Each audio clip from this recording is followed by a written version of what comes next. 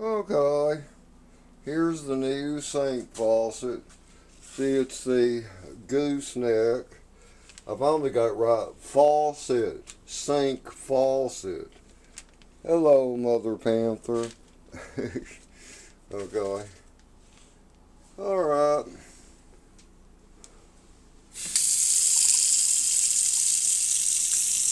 There we go.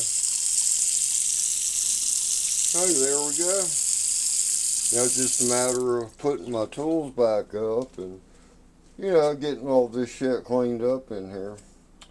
And then we're going to be there. Be brand new again. So see, we got a brand new sink faucet here.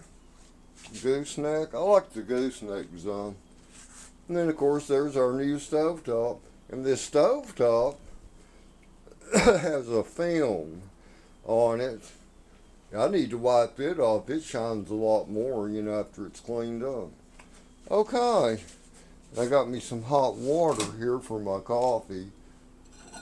And yes, I know how the inside of my microwave looks. Yes, I know a few people have seen that. That's clean in there. What that is, it's where the paint is flaked off on it. Like over time. Woo, boy, I'm tired. Oh. But anyway, that be's the new sink faucet. Okay, and I checked it under for leaks.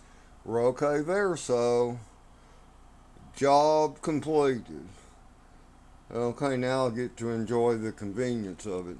I paid $29 for that sink faucet at Walmart. Would I advise someone to get it? Hell no. Go ahead and spend some more money when it comes to a sink faucet. Go ahead and spend some more money. Yeah, the base is made out of metal and the gooseneck is made out of stainless steel, but overall, I don't think it's something that will last. It's my opinion. But anyway, later.